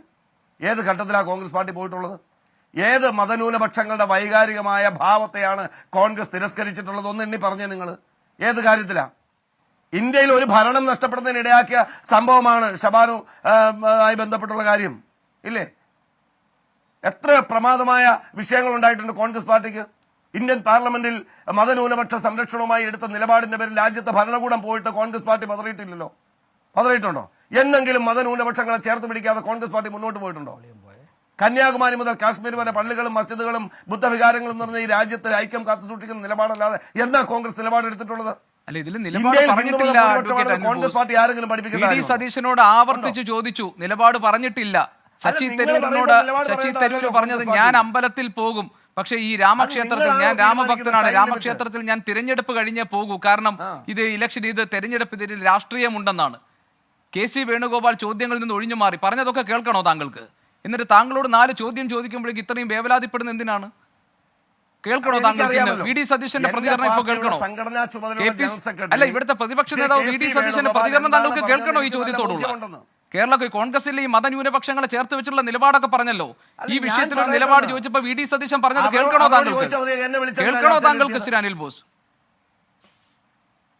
ഞാൻ ചോദിക്കുന്നത്, നിങ്ങൾ വി ഡി സതീശനെ വിളിച്ചിട്ട് ചർച്ച ചെയ്യും. അങ്ങനെയാണോ? അത് ശരി. അപ്പൊ നിങ്ങളിപ്പോ ഓരോരോ ആളുകളായിട്ടാണോ ഈ ചർച്ചയിൽ വന്ന് ഞാൻ ഇരിക്കുന്നുണ്ടെങ്കിൽ? അല്ല, അങ്ങനെയാണ് പിന്നെ കോൺഗ്രസിന്റെ നിലപാട് പറയാനെന്ന് പറഞ്ഞിരിക്കണ്ടല്ലോ ആളുകൾ. നിങ്ങൾ വ്യക്തിപരമായ നിലപാടുകൾ മാത്രം പറഞ്ഞാൽ മതി.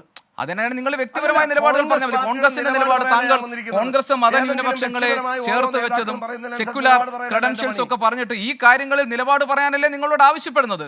മുസ്ലിം ലീഗ് അതല്ലേ നിങ്ങളോട് പറഞ്ഞത് ബി ജെ പിയുടെ അജണ്ടയിൽ വീഴരുതെന്ന്? അതല്ലേ സമസ്തയുടെ മുഖപത്രത്തിൽ സുപ്രഭാതത്തിൽ എഴുതിയിരിക്കുന്നത്? കാലുകുത്തുമോ കോൺഗ്രസ് എന്ന് ചോദിച്ചിരിക്കുന്നതും സമസ്ത പറയുന്നിടത്തും ഞാൻ ചോദിക്കുന്നത്, സമസ്ത പറയുമ്പോഴും മുസ്ലിം ലീഗ് പറയുമ്പോഴും ഗോപികൃഷ്ണൻ ചോദിക്കുമ്പോഴും 24 പറയുമ്പോഴും നിലപാട് പറയലല്ല കോൺഗ്രസ് പാർട്ടിയുടെ പരിപാടി. കോൺഗ്രസ് നിലപാട് എടുക്കുമ്പോൾ അതിനാലോചിക്കേണ്ടതെല്ലാം ആലോചിച്ച് ഉചിതമായ സമയത്ത് നിലപാട് പറയുമെന്ന്. ഇതൊരു ജനാധിപത്യ സംവിധാനമാണെങ്കിൽ കോൺഗ്രസിനോട് അങ്ങനെ ചോദ്യങ്ങൾ ചോദിക്കും. കോൺഗ്രസിന്റെ ഉന്നത നേതൃത്വമുണ്ട്, കോൺഗ്രസ് പാർട്ടിയുടെ വർക്കിംഗ് കമ്മിറ്റി ഉണ്ട്. അതെന്താ? അല്ല, ചോദിക്കണം, അതിനുള്ള മറുപടി പറഞ്ഞു. ഉചിതമായ സമയത്ത് ഉചിതമായ തീരുമാനം. നിങ്ങൾ എന്തിനാ പിന്നെ വടിവെട്ടാൻ പോകുന്നത്?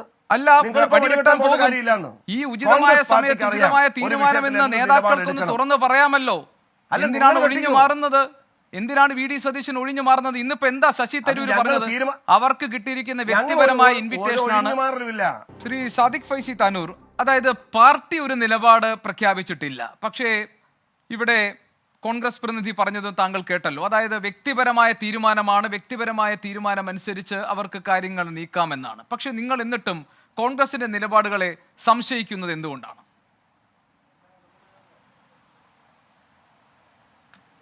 ഇവിടെ അദ്ദേഹം പാർട്ടി നിലപാട് തീരുമാനിച്ചിട്ടില്ല, പിന്നെ എന്തുകൊണ്ട് സംശയിക്കുന്നു എന്നുള്ളത്. ഇന്ന് ഇന്ത്യയിൽ ഇவ்விധം പ്രശ്നങ്ങളൊക്കെ ഉണ്ടായതിന്റെ കാരണം ഇതുതന്നെയായിരുന്നു.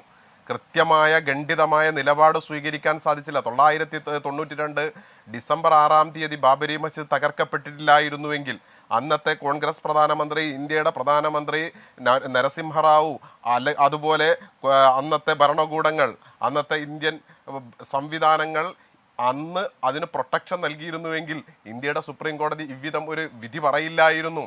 അതുപോലെ ഇന്ന് എന്താകുന്നത് ഒരു ജനതയുടെ വികാരമാണ്, മറ്റുള്ളതാണ് എന്നൊക്കെ പറയുമ്പോൾ ഞങ്ങൾ ആ വികാരത്തെ മാനിക്കുന്നു എന്നതൊക്കെ പറയുമ്പോൾ ഉൾക്കൊള്ളുന്ന ആളുകളാണ് ഞങ്ങൾ. മുസ്ലിങ്ങളെ സംബന്ധിച്ചിടത്തോളം ബാബരി മസ്ജിദ് എല്ലായിടത്തും ഞങ്ങൾ പറയുന്നൊരു വിഷയമാണ്.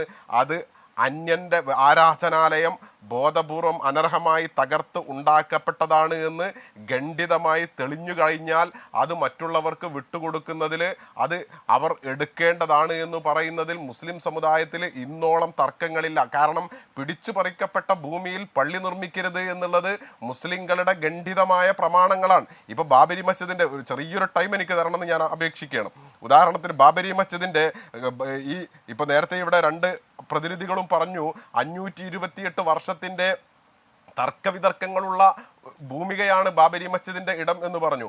യഥാർത്ഥത്തിൽ ബാബർ ചക്രവർത്തി ജീവിച്ചിരിക്കുന്ന കാലഘട്ടത്തിൽ മുസ്ലിം ലോകം സ്വീകരിച്ചിട്ടുള്ള പൊതുനിലപാടുകളുണ്ട്. ഉദാഹരണം, അന്നത്തെ 16-ാം നൂറ്റാണ്ടിൽ ബാബർ ചക്രവർത്തി ജീവിച്ചിരിക്കുന്ന കാലത്ത് ലോകത്തെ ഏറ്റവും പ്രശസ്തനായ ഏറ്റവും കാര്യക്ഷമതയുള്ള ലോകത്തെ ഭരണാധികാരിയായിരുന്നു സുലൈമാൻ ദി മാഗ്നിഫിഷൻ എന്ന് പറയുന്ന ഓട്ടോമൻ എംപയറിന്റെ സുൽത്താൻ.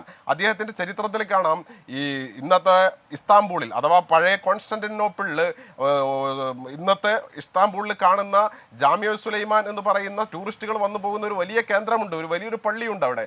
ആ പള്ളി നിർമ്മിക്കാൻ വേണ്ടിയിട്ട് ഒരു കണ്ണായ സ്ഥലം കൊണ്ടുവച്ചു. അവിടെ നോക്കുമ്പോൾ ഒരു യഹൂദന്റെ ഒരു ജൂതന്റെ വീട് നിൽക്കുന്നു.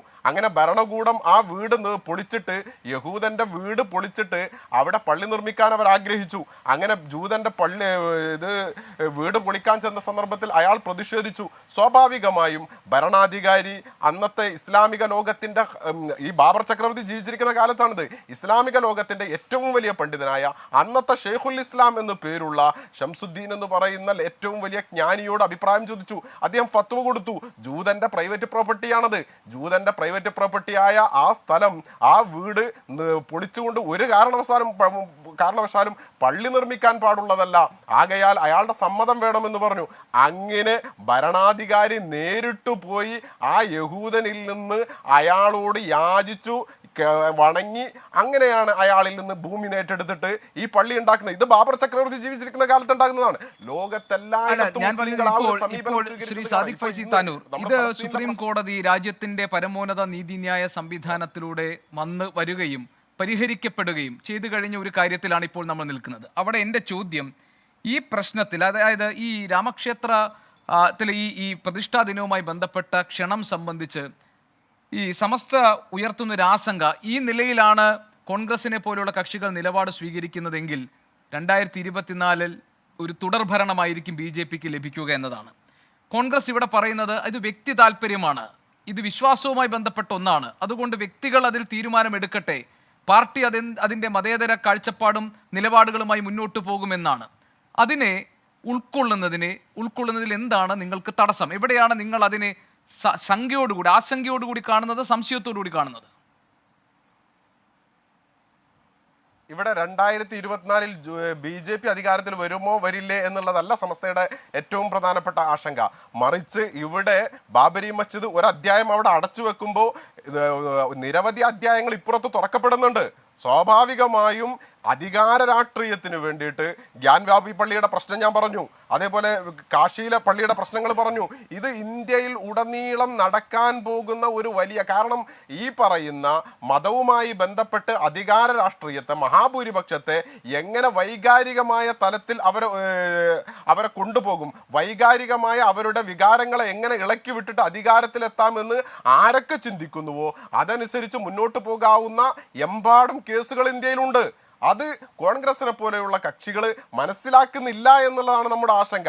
അവർ ഈ വിഷയത്തിൽ കൃത്യമായ ഓരോ ഘട്ടങ്ങളിലും ബാബരി മസ്ജിദിന്റെ അവിടെ ഈ പറയുന്ന രാമവിഗ്രഹം പ്രത്യക്ഷപ്പെട്ട സന്ദർഭങ്ങളിൽ, അതിനുശേഷം പിന്നീട് അവിടെ ശിലാന്യാസം നടന്ന സന്ദർഭത്തിൽ 92 ഡിസംബർ 6 ഇങ്ങനെയുള്ള ഘട്ടങ്ങളിലൊക്കെ കോൺഗ്രസ് പോലെയുള്ള പാർട്ടികൾ, ഇന്ത്യ ഭരിക്കുന്നവർ കൃത്യമായ ഖണ്ഡിതമായ ഈ രാജ്യത്തിന്റെ മതേതരത്വം സംരക്ഷിക്കുന്ന വിധത്തിലുള്ള ഒരു നിലപാട് സ്വീകരിച്ചിരുന്നുവെങ്കിൽ ഇന്ന് ഈ വിധം പ്രശ്നങ്ങൾ ഉണ്ടാകുമായിരുന്നില്ല.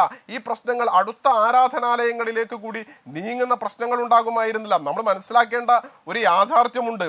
നമ്മുടെ 528 വർഷത്തിന്റെ തർക്കങ്ങളുണ്ടായി, അതുപോലെ മുമ്പ് ഞങ്ങളുടേതായിരുന്നു എന്ന അവകാശവാദങ്ങൾ ഉന്നയിക്കുന്ന സമയത്ത് ഇവിടെ എന്തിൻ്റെയൊക്കെ പേരിൽ ഭാവിയിൽ അവകാശവാദങ്ങൾ ഉന്നയിക്കപ്പെടും. ഇപ്പൊ നമ്മുടെ ശബരിമലയെ കുറിച്ച് നമുക്കൊക്കെ അറിയുന്നതാണ്. ശബരിമല ബുദ്ധമരത്തിന്റെ വിഹാരമാണ് എന്നുള്ള തർക്കങ്ങളില്ലേ?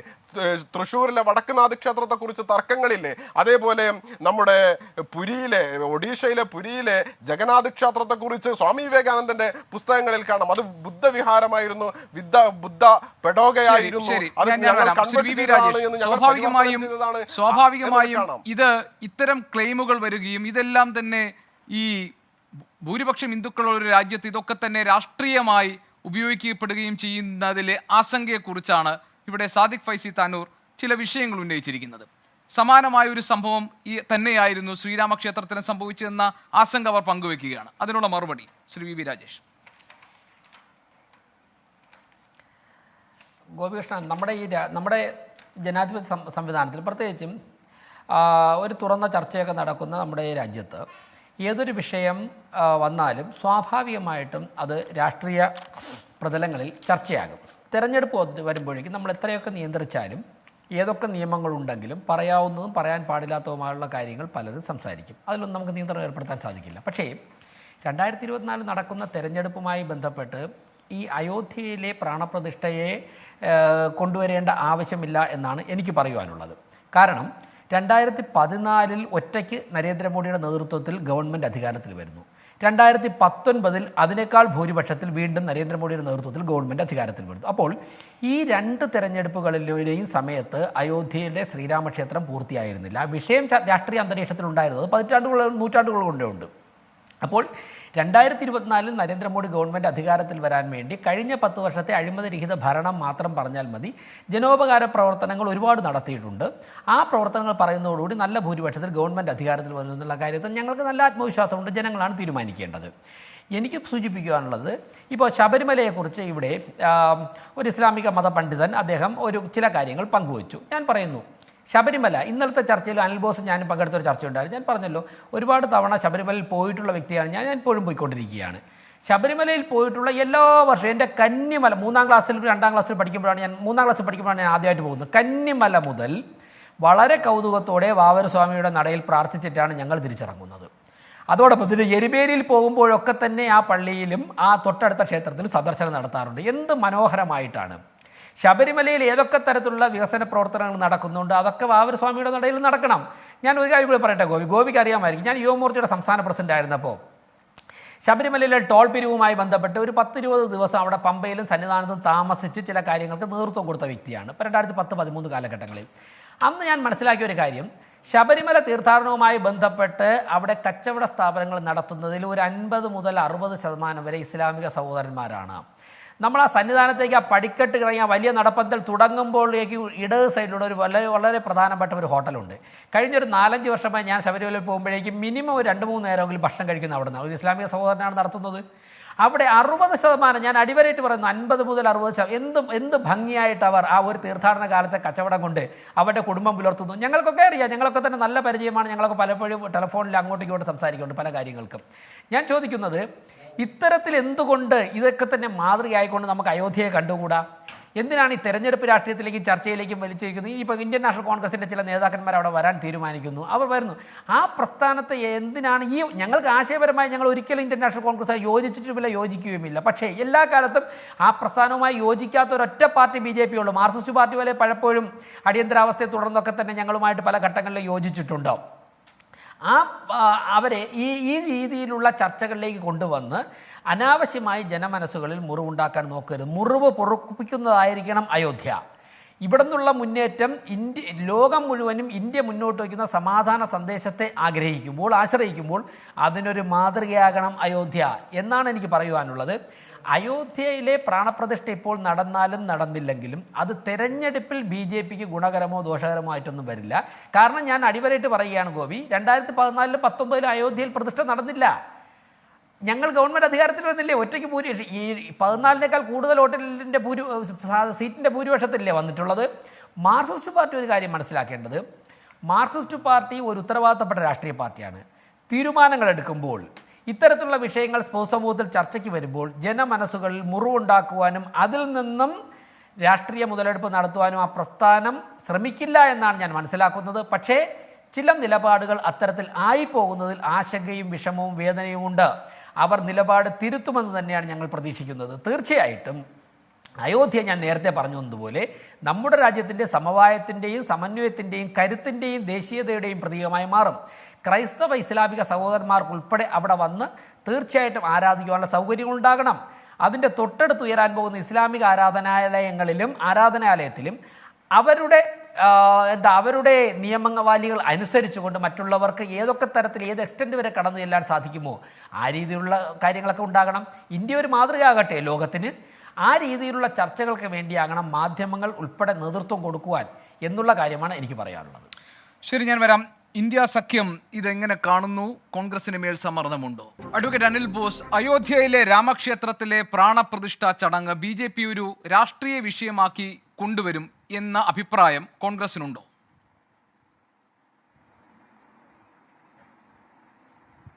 തീർച്ചയായിട്ടും രാഷ്ട്രീയമായി BJPയും അല്ലെങ്കിൽ സംഘപരിവാറും ഇത്തരം വിഷയങ്ങളെ മുതലെടുക്കാൻ ശ്രമിക്കും.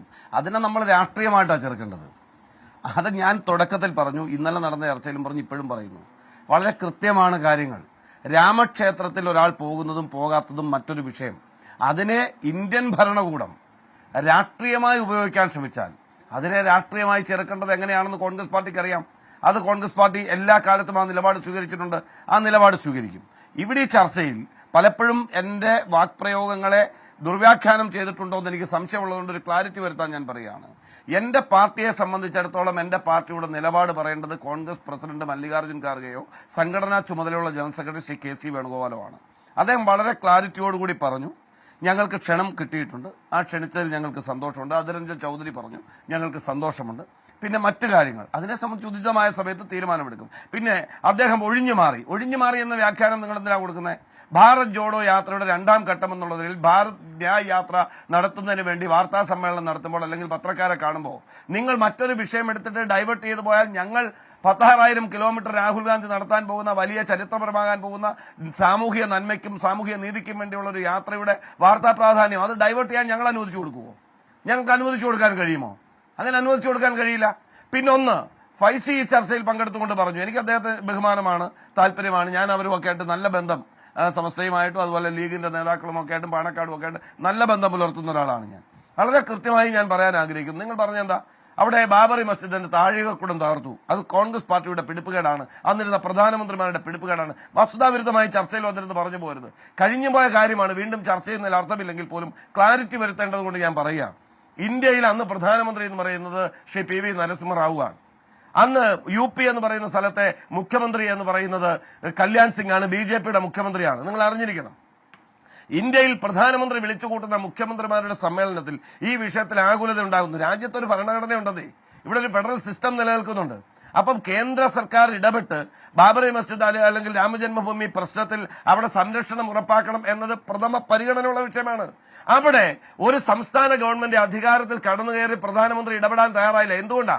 പ്രധാനമന്ത്രി വിളിച്ചു ചേർത്ത മുഖ്യമന്ത്രിമാരുടെ ഉന്നത സമ്മേളനത്തിൽ ദേശീയോദ്ഗ്രഥന കൌൺസിലിൽ ഒരു സ്റ്റേറ്റിന്റെ മുഖ്യമന്ത്രി പറയാണ് അങ്ങനെ ഒരു കാര്യം ഉണ്ടാവില്ല, ഇതെന്റെ പ്രസ്റ്റേജിന്റെ പ്രശ്നമാണ്, അവിടെ ഒരു അനിഷ്ട സംഭവം ഉണ്ടാകാതെ ഞാൻ കാത്തു സൂക്ഷിക്കും, എന്റെ സ്റ്റേറ്റിന്റെ അധികാരത്തിൽ ഇടപെടരുത് എന്ന് പറയുമ്പോൾ അതൊരു ജനാധിപത്യ ക്രമത്തിന്റെ ഭാഗമായി അംഗീകരിച്ചു കൊടുത്തു എന്നുള്ളത് വേണമെങ്കിൽ കോൺഗ്രസ് പാർട്ടിയുടെ അല്ലെങ്കിൽ അന്നത്തെ പ്രധാനമന്ത്രിയുടെ വീഴ്ചയായി വ്യാഖ്യാനിക്കാമെങ്കിലും ആ വാക്ക് പാലിക്കാത്ത BJPയും ആ BJPയുടെ മുഖ്യമന്ത്രിയുമാണ് ഗുരുതരമായ വീഴ്ച വരുത്തിയത്.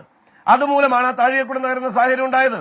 അപ്പൊ അതിന്റെ കുറ്റം കോൺഗ്രസ് പാർട്ടിയുടെ പേരിൽ ഇപ്പോഴും വന്ന് സമസ്തയുടെ പ്രതിനിധികൾ ചാർത്തുന്നത് ശരിയല്ല. പിന്നെ നിയമപരമായ പോരാട്ടം, ഒട്ടനവധി മിത്തുകളുണ്ട്, ഒട്ടനവധി തർക്കങ്ങളുണ്ട്. 528 വർഷത്തെ നമ്മളാരും ജീവിച്ചിരുന്നിട്ട് കാലം തൊട്ട് തുടങ്ങിയ ഒരു തർക്കത്തെ സംബന്ധിച്ചാണ് നമ്മൾ സംസാരിക്കുന്നത്.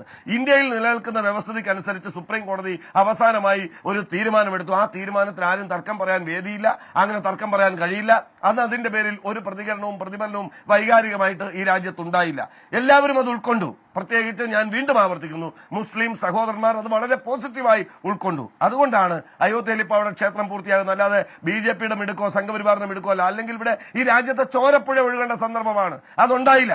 ആ വിവേകത്തെയാണ് നമ്മൾ നമസ്കരിക്കുന്നത്, സല്യൂട്ട് ചെയ്യുന്നത് എന്ന് ഞാൻ പറയുന്നത്. അപ്പൊ ഈ ക്ഷേത്ര നിർമ്മാണത്തിൽ ആരാണ് ഏറ്റവും നല്ല പങ്ക് വഹിച്ചത് എന്ന് ചോദിച്ചാൽ വിട്ടുവീഴ്ച ചെയ്ത, വിവേകത്തോടുകൂടി തീരുമാനമെടുത്ത മുസ്ലിം സഹോദരന്മാരാണ്. അവരെ ഞങ്ങൾ ആദരിക്കുന്നു, ബഹുമാനിക്കുന്നു. പിന്നെ രാമനെ വിശ്വസിക്കുന്ന, മഹാവിഷ്ണുവിന്റെ അവതാരങ്ങളെ വിശ്വസിക്കുന്ന ആളുകൾ അമ്പലത്തിൽ പോകും, അവിടെ ദർശനം നടത്തും, അവിടെ പൂജാതി കർമ്മങ്ങളിൽ പങ്കാളിയാകും. ഇവിടെ കോൺഗ്രസ് പാർട്ടിയെ സംബന്ധിച്ചിടത്തോളം ഞങ്ങൾ എന്താ പറഞ്ഞത്? ക്ഷണിച്ചതിന് നന്ദി, ഇതൊരു ക്ഷേത്രം ട്രസ്റ്റാണ്, അവിടെ ഇപ്പൊ ദേവസ്വം ബോർഡ് ഭരിക്കുന്നത് CPM ആണ് എന്ന് പറഞ്ഞു ഞങ്ങളാരും ശബരിമലയ്ക്ക് പോകണ്ടേ? എന്താ നിങ്ങൾ ഉദ്ദേശിക്കുന്നത്? അപ്പൊ അവിടുത്തെ ട്രസ്റ്റ് ഇപ്പോൾ അവരാണ്, നാളെ മറ്റൊരാളായി കൂടായികയില്ലല്ലോ. അപ്പൊ അവരാണ്. നമുക്ക് അതിനെക്കുറിച്ചൊക്കെ വീണ്ടും പരിശോധിക്കേണ്ട വിഷയങ്ങളാണ്. പക്ഷേ ഇപ്പോൾ താങ്കൾ ചരിത്രത്തിലെ ചില കാര്യങ്ങൾ, ഇപ്പോൾ നരസിംഹറാവുമായി ബന്ധപ്പെട്ട ചില കാര്യങ്ങൾ പറഞ്ഞതുകൊണ്ടാണ് ഞാൻ താങ്കൾ അതല്ല നമ്മുടെ വിഷയമെങ്കിലും താങ്കൾ സൂചിപ്പിച്ചതുകൊണ്ട് ഞാൻ പറയുകയാണ്. രാമക്ഷേത്രം അവിടെ പണിയണം, അവിടെ ഉയരണം എന്ന് ആഗ്രഹിച്ച ഇന്ത്യയുടെ പ്രധാനമന്ത്രി ആയിരുന്നു നരസിംഹറാവു. താങ്കൾക്കറിയാമോ?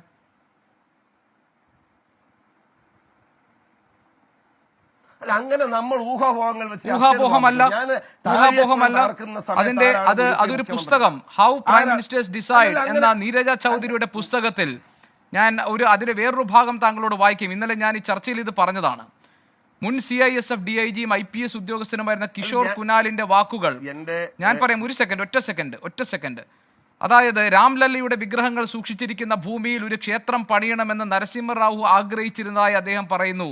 തന്റെ മാധ്യമ ഉപദേഷ്ടാവായ PVRK പ്രസാദിനോട് ഇതിനായി ഒരു ട്രസ്റ്റ് രൂപീകരിക്കാൻ നരസിംഹറാവു നിർദ്ദേശിച്ചു. ബാബറി മസ്ജിദ് തകർത്തതിന് ശേഷമുള്ള ഒരു ഞായറാഴ്ച പ്രസാദ് റാവുവിനെ കാണുന്നു. പ്രധാനമന്ത്രി ഏകനായി ഇരിക്കുകയായിരുന്നു. നമുക്ക് BJPയോട് യുദ്ധം ചെയ്യാം, പക്ഷേ രാമദേവനോട് യുദ്ധം ചെയ്യുന്നത് എങ്ങനെ? വളരെ വൈകാരികമായി നരസിംഹറാവു പ്രസാദിനോട് ചോദിച്ചു.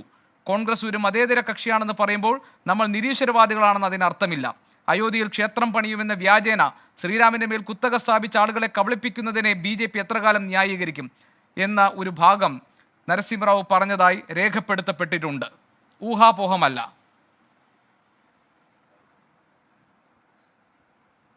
അല്ല, ഞാൻ ഒരു കാര്യം, ഞാൻ ഈ ചർച്ചയിൽ തുടക്കത്തിൽ പറഞ്ഞതും ഇതിൽ നിങ്ങൾ പറഞ്ഞത് വരികളിലെ തന്നെ പ്രസക്തമായ ഭാഗം എന്താ? നിങ്ങൾ പറഞ്ഞതിൽ തന്നെ പ്രസക്തമായ ഭാഗം എന്താ? രാമനെയും BJPയെയും രണ്ടായി കാണുക, സംഘപരിവാർ രാഷ്ട്രീയത്തെയും രാമനെയും രണ്ടായി കാണുന്നേ. നിങ്ങൾ എന്തിനാ ഈ രാഷ്ട്രീയ ചർച്ചയാക്കി ഇതിനെ മാറ്റുന്നത്? രാഷ്ട്രീയമായി ഉപയോഗിക്കാൻ ശ്രമിച്ചാൽ സംഘപരിവാർ ആയാലും ഇന്ത്യൻ പ്രധാനമന്ത്രി ആയാലും അതിനെ കോൺഗ്രസ് പാർട്ടി ചെറുക്കും. കോൺഗ്രസ് പാർട്ടി ആ കാര്യത്തിൽ എക്കാലവും സുവ്യക്തമായ നിലപാടെടുത്തിട്ടുണ്ടെന്നേ. ഞാൻ ചോദിക്കട്ടെ, അതല്ലല്ലോ അതിലെ പോയിന്റ്. ബാബറി മസ്ജിദ് രാമജന്മഭൂമി തർക്കം നിലനിൽക്കുന്ന ഘട്ടത്തിൽ രാമക്ഷേത്രം അവിടെ ഉണ്ടാകണമെന്ന് ആഗ്രഹിച്ച ഇന്ത്യൻ പ്രധാനമന്ത്രിയായിരുന്നു നരസിംഹറാവു എന്നാണ് ഞാൻ പറഞ്ഞത്. അല്ല, ജീവിച്ചിരിക്കാത്ത ഒരാളെ കുറിച്ച് ഒരാൾ എഴുതിയ പുസ്തകത്തിലെ വരികൾ വെച്ച് നമുക്ക് തമ്മിൽ തർക്കിച്ചു പോകാം എന്നല്ലാതെ വല്ല കാര്യമുണ്ടോ? ഇന്ത്യയുടെ പ്രധാനമന്ത്രിമാർ, പണ്ഡിറ്റ് ജവഹർലാൽ നെഹ്റുവിന്റെ മൂല്യങ്ങൾ, ഔന്നത്യം, അതാണോ ഇന്ന് ഇന്ത്യൻ പ്രധാനമന്ത്രി ആയിട്ടിരിക്കുന്ന നരേന്ദ്രമോദി ഉയർത്തുന്നതാണോ? ഇരിക്കുന്ന പ്രധാനമന്ത്രി കസേരയുടെ മഹത്വം നഷ്ടപ്പെടുത്തിക്കൊണ്ട് അദ്ദേഹം ചെയ്യുന്ന പ്രവർത്തികൾ, അദ്ദേഹം ചെയ്യുന്ന വങ്കത്തരങ്ങൾ, അത്തരം കാര്യങ്ങളെ നെഹ്റുവുമായി നമുക്ക് തുലനം ചെയ്യാൻ കഴിയുമോ? ഇന്ത്യയുടെ പ്രധാനമന്ത്രി ആയിരിക്കെ ഇന്ദിരാഗാന്ധി ചെയ്തിട്ടുള്ള ഈ രാജ്യ നന്മയ്ക്ക് വേണ്ടിയുള്ള ഒട്ടനവധി വികസന പ്രവർത്തനങ്ങൾ, ക്ഷേമ പ്രവർത്തനങ്ങളുണ്ട്. അതും ഇന്നത്തെ പ്രധാനമന്ത്രിയുമായി നമുക്ക് തുലനം ചെയ്യാൻ കഴിയുമോ? ഈ രാജ്യത്തിന്റെ തലമുറ മാറ്റം മുന്നിൽ കണ്ടുകൊണ്ട് രാജ്യത്തിന്റെ പുരോഗതിക്ക് വേണ്ടി നിലപാടെടുത്ത രാജീവ് ഗാന്ധിയെയും ഇന്നത്തെ പ്രധാനമന്ത്രിയെയും തമ്മിൽ തുലനം ചെയ്യാൻ കഴിയുമോ? ഇന്നത്തെ പ്രധാനമന്ത്രിയുടെ വരവും അദ്ദേഹം പഠിച്ച സ്കൂൾ എന്ന് പറഞ്ഞാൽ പള്ളിക്കൂടത്തിന്റെ കാര്യമല്ല പറയുന്നത്, അദ്ദേഹം പഠിച്ച രാഷ്ട്രീയ സ്കൂളും എന്ന് പറയുന്നത് സംഘപരിവാറാണ്. സംഘപരിവാർ ഇവിടെ മുതലെടുക്കാൻ ശ്രമിക്കുന്നത് രാജ്യത്തെ ഭൂരിപക്ഷം വരുന്ന സമുദായത്തിന്റെ വികാരങ്ങളെയാണ്. അതിനെ ചൂഷണം ചെയ്ത് രാഷ്ട്രീയാധിപത്യത്തിനാണ് അവർ ശ്രമിക്കുന്നത്. അത് ഞങ്ങൾക്കറിയാം. ഞങ്ങളല്ലാതെ വേറെ ആരാ ചെറുക്കുന്നത്? ഇന്ത്യൻ നാഷണൽ കോൺഗ്രസ് അല്ലാതെ ആരാ ഈ വർഗീയ ഫാസിസ്റ്റ് ശക്തികളെ ചെറുക്കുന്നത്, സംഘപരിവാർ രാഷ്ട്രീയത്തെ ചെറുക്കുന്നത്? നിങ്ങൾ അതെന്താ മനസ്സിലാക്കാത്തത്? അപ്പൊ അത്രയും ശക്തമായി അതിനെ ഞങ്ങൾ എതിർക്കുന്നു. അവിടെ അത് എതിർക്കുമ്പോൾ രാജ്യത്ത് നിലനിൽക്കുന്ന വ്യവസ്ഥാപിതമായ നിയമത്തിന്റെ അടിസ്ഥാനത്തിൽ സാക്ഷാത്കരിക്കപ്പെടുന്ന എല്ലാ വിഭാഗം ആളുകളും ഇനി ഇഷ്ടക്കേടുള്ളവർ പോലും അംഗീകരിച്ച ഒരു ക്ഷേത്രത്തിന്റെ നിർമ്മാണം നടന്ന് അതിന്റെ എന്താ പറയാ, അത് പൊതുസമൂഹത്തിനായി തുറന്നു കൊടുക്കുമ്പോൾ അതിനെ മറ്റൊരു വിവാദമാക്കി വീണ്ടും വർഗീയ ചേരികൾ ഉണ്ടാക്കാൻ ശ്രമിക്കുന്ന ചർച്ചകൾ നടത്താതിരിക്കാൻ ശ്രമിക്കൂ നിങ്ങൾ. രാജ്യത്തെ ജനങ്ങളെ ഒന്നായി കാണാൻ ശ്രമിക്കൂ. ശ്രീ സാദിഖ് ഫൈസി താനൂർ, ഇതില് രാഷ്ട്രീയം കാണേണ്ടതില്ല. ഇത് ഒരു മിനിറ്റ് പറഞ്ഞോളൂ. അല്ല, ഒരു സെക്കൻഡ്. നമ്മുടെ സംസ്കാരം എന്താ? കേരളത്തിലെ നമ്മുടെ സംസ്കാരം എന്താ? പാളയത്ത് നൂറുകണക്കിന് ധീരദേശാഭിമാനികളായ രക്തസാക്ഷികൾ മണ്ഡപം നിലനിൽക്കുന്നതിനോട് ചേർന്നാണ് മോസ്കും ഗണപതി ക്ഷേത്രം ഒറ്റ മതിലാണ് നിലനിൽക്കുന്നത്. അതാണ് കേരളത്തിന്റെ സംസ്കാരം. ഇന്ത്യ മഹാരാജ്യത്തിന്റെ സംസ്കാരം അതാണെന്ന്. അവിടെ രാഷ്ട്രീയം കാണും. എവിടെയാ രാഷ്ട്രീയം കാണുന്നത്? അനിൽ ബോസ്, മധ്യപ്രദേശിലെ തോൽവിക്ക് കമൽനാഥിന്റെ മൃദു ഹിന്ദുത്വ നിലപാടുകൾ കാരണമായി എന്ന് കോൺഗ്രസിനകത്ത് തന്നെ വിമർശനം ഉണ്ടായത് താങ്കൾക്കും എനിക്കും ഈ കാണുന്ന നാട്ടുകാർക്കും ഒക്കെ അറിയാം. നമ്മളൊരു പ്രധാനപ്പെട്ട വിഷയത്തെ അതിന്റെ രാഷ്ട്രീയ പശ്ചാത്തലത്തിൽ നിന്നുകൊണ്ട് ചർച്ച ചെയ്യുമ്പോൾ ഇത് മതങ്ങളെ തമ്മിൽ വേർപിരിക്കുന്നതാണ്, ഇത് ജനങ്ങളെ തമ്മിൽ വേർപിരിക്കുന്നതാണ്, വിഭജനമാണ് എന്നൊക്കെ പറയാം. കോൺഗ്രസിന്റെ നിലപാട് എന്താണെന്നാണല്ലോ നമ്മുടെ ചർച്ച. ഇത് BJP നടത്തുന്നത് ഈ പറയുന്ന വിഭജനത്തിന്റെ രാഷ്ട്രീയമാണെങ്കിൽ കോൺഗ്രസിന്റെ നിലപാട് എന്താണെന്നാണ് ഈ ചർച്ച ഫോക്കസ് ചെയ്യുന്നത് അവിടെയാണ്. അപ്പോൾ താങ്കൾ പറയുന്നു ഗോപികൃഷ്ണന്റെ ചോദ്യം തെറ്റ്, ഞാൻ ചർച്ചയെ നയിക്കുന്നത് തെറ്റ്, ഇവിടെ ആളുകൾ അഭിപ്രായം പറഞ്ഞത് തെറ്റ്, എല്ലാവരും മതത്തിന്റെ പേരിൽ ആളുകളെ വിഭജിക്കാൻ വേണ്ടിയുള്ള വിഭജനത്തിന്റെ ചർച്ചയാണ്. ഇതൊന്നും അല്ലല്ലോ. ക്വസ്റ്റ്യൻ ഒന്നാണ്, ഇതൊരു പ്രധാനപ്പെട്ട പ്രശ്നമാണെങ്കിൽ, ഇതൊരു രാഷ്ട്രീയ പ്രശ്നമാണെങ്കിൽ ഇതിനകത്ത് കോൺഗ്രസ് എന്ന പാർട്ടിയുടെ നിലപാട് എന്താണ്? CPIM അവരുടെ നിലപാട് പറഞ്ഞു, മതത്തെ ഞങ്ങൾ ആദരിക്കുന്നുണ്ട്, വിശ്വാസത്തെ ഞങ്ങൾ ബഹുമാനിക്കുന്നുണ്ട്, പക്ഷേ മതവിശ്വാസത്തെയും മതത്തെയും ഒന്നും രാഷ്ട്രീയമായി ദുരുപയോഗം ചെയ്യുന്നതിനോട് ഞങ്ങൾ കൂട്ടുനിൽക്കില്ല, അതുകൊണ്ട് ഞങ്ങൾ പോകില്ല എന്ന് CPIM പറഞ്ഞിട്ടുണ്ട്, CPIയും പറഞ്ഞിട്ടുണ്ട്, കോൺഗ്രസ് പറഞ്ഞിട്ടില്ല. താങ്കൾ പറയുന്ന ഉചിതമായ സമയം, ആ സമയമാകട്ടെ, അപ്പോൾ പറയാം. അത് അത്രയും ഞാൻ ഇതിൽ നിന്ന് മനസ്സിലാക്കുന്നുള്ളൂ. അതിനെ പിന്നെ നമ്മൾ മതപരമായി വിഭജിക്കുന്നു. ഇവിടെ ഈ കമൽനാഥ് എന്താണ് മധ്യപ്രദേശ് ചെയ്തതെന്നൊക്കെ നമുക്കറിയാം.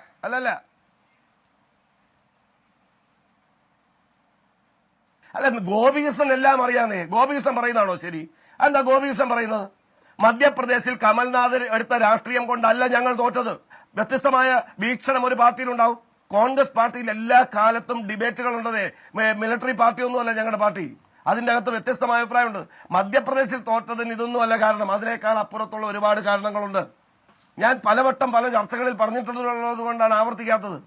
അവിടെ ഒരു ദളിതന്റെ മുഖത്ത് മൂത്രമൊഴിച്ച BJP നേതാവിന്റെ പ്രകടനം, അതിനുശേഷം ശിവരാജ് സിംഗ് ചൗഹാൻ എന്ന് പറയുന്ന മുഖ്യമന്ത്രി നടത്തിയിട്ടുള്ള നാടകങ്ങൾ, ദളിതരുടെ സേവകരാണ് എന്ന് നടത്തിയിട്ടുള്ള ക്യാമ്പയിൻ സ്ട്രാറ്റജി, സൈബർ ഇടങ്ങളിലെ കേഡറുകളുടെ ശക്തി, BJPയുടെ വ്യാജ നിർമ്മിതികൾക്ക് വേണ്ടി അവർക്കുള്ള ശക്തി, അങ്ങനെ ഒരുപാട് കാരണങ്ങളുണ്ടെന്നേ. അതിനകത്ത് തോറ്റത് കൊണ്ട് കമൽനാഥാണ് അതിനെല്ലാം ഉത്തരവാദി എന്ന വ്യാഖ്യാനം നിങ്ങൾക്കാരാ തന്നത്? എന്റെ പാർട്ടി അങ്ങനെ വിലയിരുത്തിയിട്ടില്ല. പാർട്ടിയിൽ വ്യത്യസ്തമായ അഭിപ്രായങ്ങൾ ഉണ്ടാവും. ആ അഭിപ്രായങ്ങൾ ചർച്ച ചെയ്യും. തെറ്റുണ്ട്, ഞങ്ങൾ തിരുത്തും. മനസ്സിലായില്ലേ? ശരി, തെറ്റുകൾ തിരുത്താൻ നിങ്ങൾക്ക് കഴിയട്ടെ. രാമക്ഷേത്രത്തിലെ ഈ ചടങ്ങിലേക്കുള്ള ക്ഷണം സംബന്ധിച്ച കാര്യങ്ങളിൽ കോൺഗ്രസിന്റെ ഔദ്യോഗികമായ നിലപാട് എന്താണെന്ന് നമുക്ക് കാത്തിരുന്ന് കാണാം. അതിനെ എങ്ങനെയാണ് കേരളത്തിൽ ഇപ്പോൾ UDF എന്ന സംവിധാനത്തിനകത്ത് ലീഗൊക്കെ ഈ വിഷയത്തിൽ സ്വീകരിക്കുന്ന നിലപാട്, അതിനോടുള്ള പ്രതികരണം എന്താകുമെന്നും നമുക്ക് കാത്തിരുന്ന് കാണാം. ഈ ചർച്ചയിൽ പങ്കെടുത്ത അതിഥികൾക്കെല്ലാം ഒരിക്കൽ കൂടി ഞാൻ നന്ദി പറയുന്നു. ഈ മണിക്കൂറിൽ ഏറ്റവും പ്രധാനപ്പെട്ട വാർത്തകളുടെ സമയമാണ് ഇനി. ന്യൂസ് സൂപ്പർ ഫാസ്റ്റുമായി ഗോകുൽ രവി പ്രേക്ഷകർക്കൊപ്പം ചേരും. വ്യത്യസ്തമായ ഒരു വിഷയവുമായി ഇനി എൻകൗണ്ടർ നാളെ ഇതേ സമയം. Good night.